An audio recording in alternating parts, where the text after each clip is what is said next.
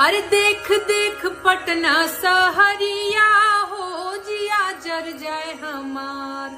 देख देख पटना सहरिया हो जिया जर जाए हमार। कूड़ा फैलल बा एहर ओहरिया हो जिया जर जाए हमार। जाम लागल बा एहर ओहरिया हो जिया जर जाए हमार। देख देख पटना सहरिया हो जिया जर जाए हमार। देख देख पटना सहरिया हो जिया जर जाए हमार। कूड़ा फैलल बा एहर ओहरिया हो जिया जर जाए हमार।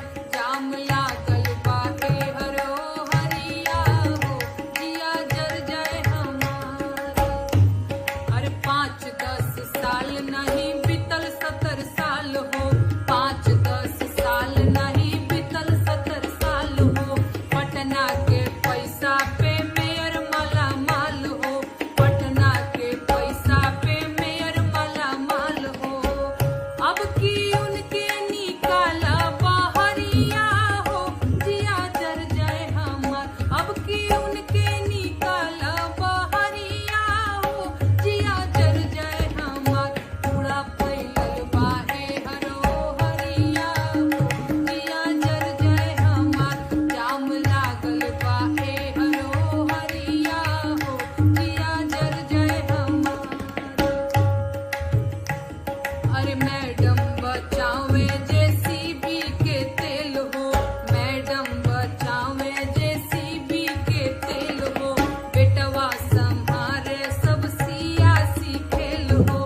बेटवा संभारे सब सियासी खेल हो।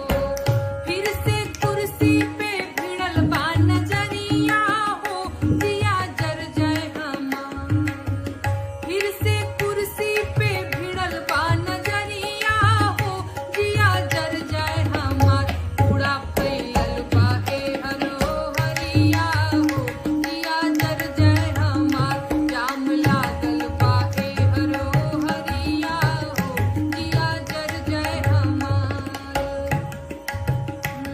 अरे क्लीन पटना के नहीं कवनो विकल्प हो।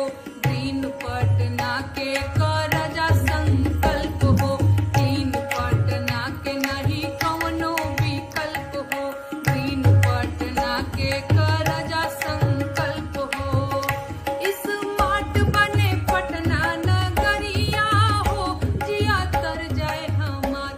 स्मार्ट बने पटना नगरिया हो जिया तर जाए हमार। कूड़ा फैलल बा एहर ओहरिया हो जिया जर जाए हमार।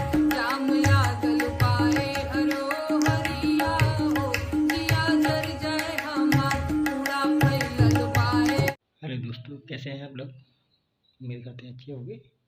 नया शेर ऑर्डर का पटना शहर के ऊपर साफ सफाई के ऊपर गाया हुआ लोकगीत सुने।